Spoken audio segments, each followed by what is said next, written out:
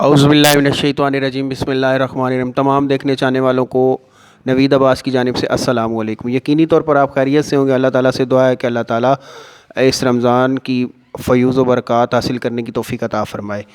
آج کا ہمارا تیسرا روزہ، اب روزہ کشائی کا وقت بالکل قریب ہو چکا ہے، تو روزہ افطار کرتے ہیں۔ تو سب سے پہلے روزے کی دعا پڑھ لیتے ہیں افطار کی۔ بسم اللہ الرحمن الرحیم۔ اللہم انی لک صمت و بک آمنت و علیک توکلت و علی رزقک افطرت۔ اللہ پاک ہمارا روزہ قبول و منظور فرمائے۔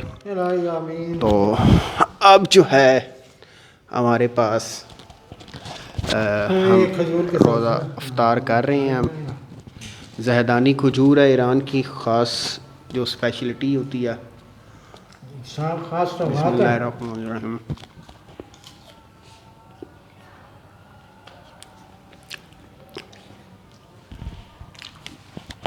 آج جو ہے گھر والوں نے بہت ہی مزیدار اور اچھی ڈشز بنائی ہیں، تو جیسا کہ آپ دیکھ سکتے ہیں دہی بڑے بنائے ہیں، پن رول سموسہ ہے، اس کے ساتھ سیب ہیں، فروٹ ہے۔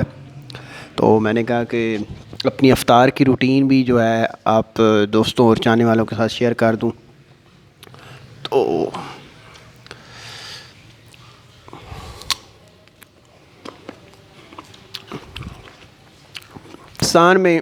پاکستان میں روزہ افطار کرنے کا ایک خاص ہی لطف ہوتا ہے، اور جس طرح کہ بیرون ملک میں سارے لوگ پاکستان کا جو روزہ کشائی ہوتی ہے اس کی خواہش کرتے ہیں کہ پاکستان میں روزہ افطار کیا جائے، تو بابا بھی ماشاءاللہ کافی عرصہ بیرون ملک رہے ہیں۔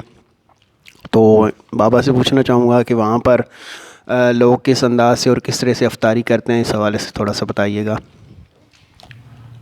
بسم اللہ الرحمن الرحیم۔ یہ جیسا کہ آپ کو بتائیے آج افطاری کا اہتمام کیا ہے، تو یہ پنک رول سموسہ ہے، کھجور ہے، سیب ہے، اچھا یہ قیمہ ہے، سلاد ہے، یہ وہ آگے پیچھے بہت زیادہ چیزیں ہیں۔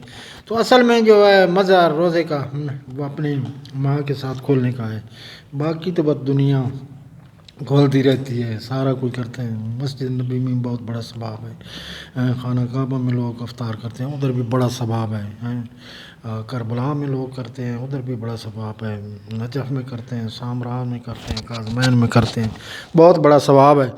لیکن جو مزہ ہے وہ اپنی ماں کے ساتھ روزہ افطار کا ہے۔ جی، جیسا کہ آپ نے دیکھا، تو اب ہم پن رول کھاتے ہیں، بڑی محنت سے بنائے گئے ہیں، اسپیشلٹی ہے اس کی، خاص انداز سے تیار کیے گئے ہیں، چکن والے ہیں، بہت ہی مزیدار ہوتے ہیں۔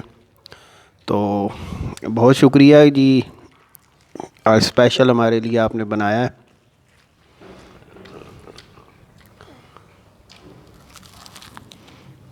بولے کچھ ہو؟ بہت ہی مزیدار ہے۔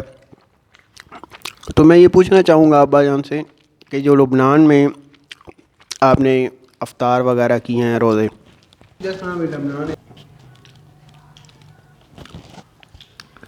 دیکھو جی، افطاری افطاری ہوتی ہے، چاہے وہ لبنان میں ہو، چاہے وہ مدینہ پاک میں ہو، چاہے وہ مکہ پاک میں ہو۔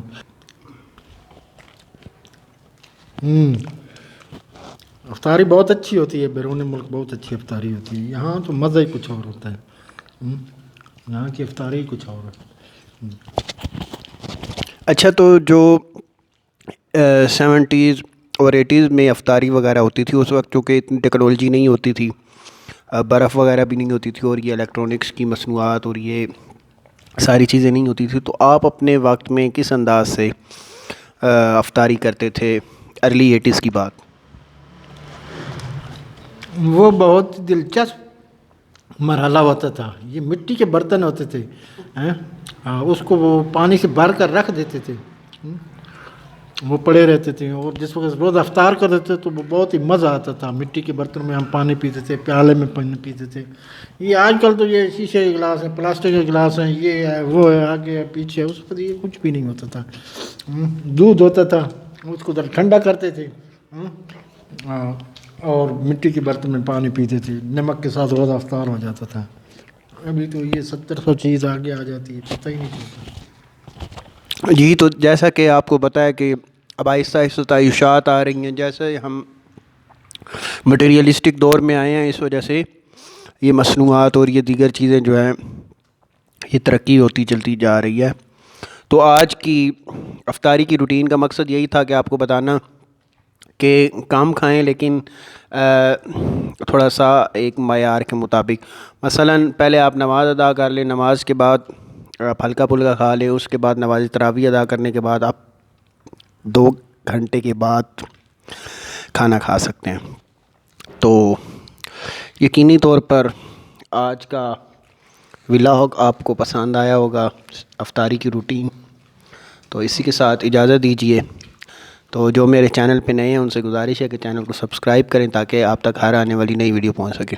اسی کے ساتھ اجازت دیجیے، اللہ حافظ۔